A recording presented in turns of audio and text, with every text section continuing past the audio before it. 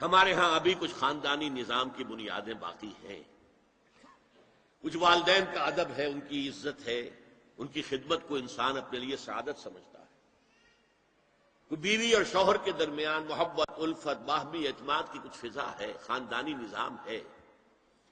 اگرچہ تیزی سے بگڑ رہا ہے نظام ہمارا، اور ہمارا ایلیٹ طبقہ اوپر کا جو ہے وہ مغرب کے طرز پر جا چکا ہے، لیکن ہماری مڈل کلاسز میں، لوور کلاسز کے اندر ابھی کچھ اقدار ہیں شرم کی، حیا کی، عصمت کی، عفت کی۔ آپ پورا زوردار طریقے پر مہم چلا رہے ہیں کہ مسلمان ممالک سے بھی یہ ساری اقدار ختم کر دی جائے۔ چنانچہ نوٹ کیجئے، قرآن مجید میں 2 جگہ پر اللہ تعالیٰ نے اہل مکہ کو وارن کیا تھا۔ اولم یروا انا ناتی الارض ننقصها من اطرافها، کیا یہ قریش دیکھ نہیں رہے کہ ہم رفتہ رفتہ ان کی طرف بڑھ رہے ہیں، چاروں طرف سے ان کے گرد ہمارا گھیرا تنگ ہوتا جا رہا ہے، ان کے گرد جو قبائل آباد ہیں وہ ہمارے حلیف بنتے جا رہے ہیں۔ یہ سورہ رات کی آیت ہے، اور اسی طرح سورہ انبیاء میں ہے، افلا یرون انا ناتی الارض ننقصها من اطرافها۔ تو اسلام گھیرا تنگ کر رہا تھا رفتہ رفتہ کفار مکہ کے گرد۔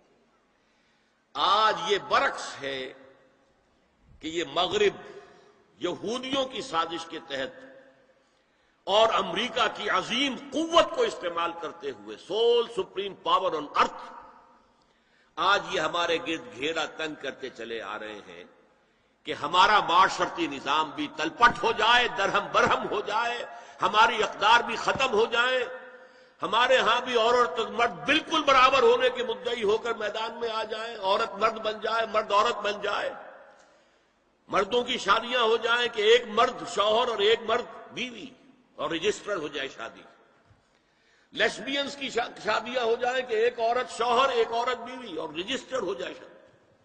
یہ سارا کام ناتی الارض ننقصها من اطرافها، اس کی مثال کیا ہے کہ پہلے اس پروگرام کے تحت 1994 میں کانفرنس ہوئی قاہرہ میں، عرب ورلڈ کا وہ مرکز ہے، اس لیے کہ عربوں میں تعلیم کے اعتبار سے، ٹیکنالوجی کے اعتبار سے سب سے آگے مصری ہے، تو یہ چونکہ ان کا ثقافتی اعتبار سے امام ہے، وہاں جا کر انہوں نے ڈیرا لگایا اور ان افکار کی اور ان نظریات کا پرچار کا معاملہ کیا۔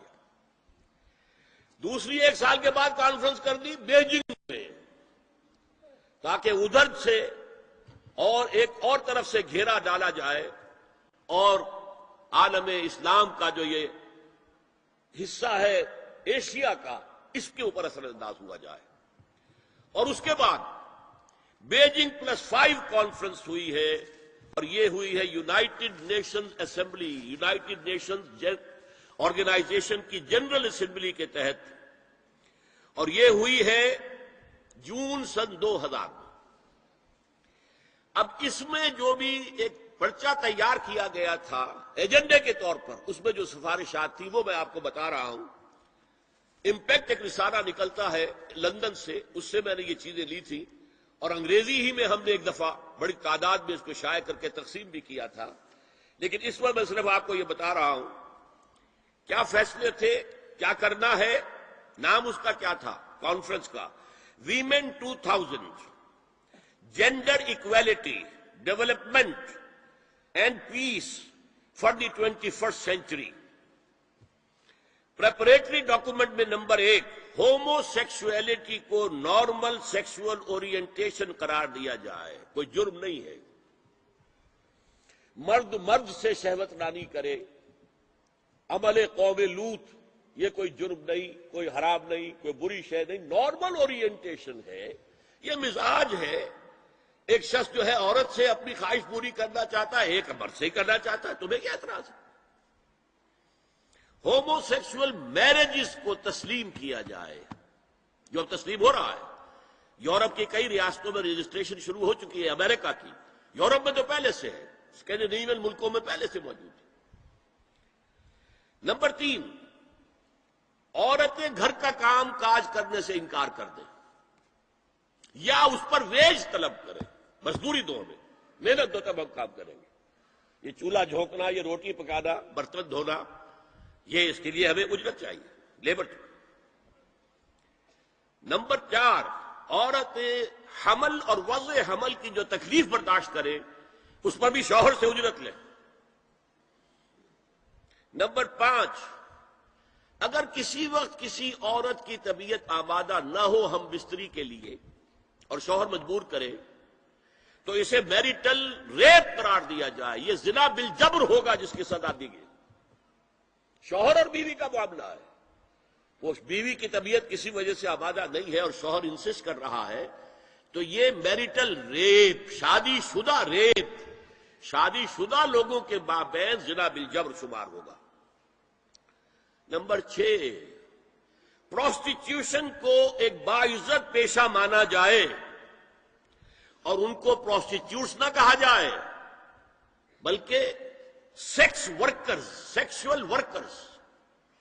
جیسے مرد ہے وہ اپنی جسمانی قوت استعمال کر رہا ہے، وہ اب چلا رہا ہے، کسی چلا رہا ہے، یا وہ کہیں اینٹیں ڈھو رہا ہے، یا کوئی اور دماغی صحت اپنے استعمال کر رہا ہے، ڈاکٹر بیٹھا ہے اس نے لکھ رہا ہے، فیس لے رہا ہے، عورت بھی اپنے جسم کے ایک عضو کو استعمال کر رہی ہے تو وہ سیکشول ورکر ہے اور وہ پیشہ ہے اور وہ باعزت ہے، اس پر قطعاً کوئی قدغن نہ ہو۔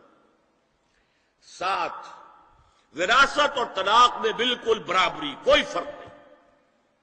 اب یہ خاص چیز تو معلوم ہوتا ہے کہ اسلام ہی کو ہدف بنا کر انہوں نے ایجنڈے میں شامل کیا ہے۔ اس کا نام ہے سوشل انجینئرنگ، معاشرتی تعمیر نو۔ پرانی تعمیر، وہ جو مولانا روم نے کہا تھا کہ اگر کوئی پرانی عمارت ہے نئی بنانی ہے تو پہلے گرانی پڑے گی، اولا تعمیر را ویرا کنن، تو پہلی تعمیر گرائیں گے تو دوسری بنے گی۔ لہذا یہ سارا سٹرکچر جو ہے سوشل، یہ ختم کر کے یہ نئی سوشل انجینئرنگ ہے جو ہمیں کرنی ہے، اور اس کا سب سے بڑا ٹارگٹ عالم اسلام۔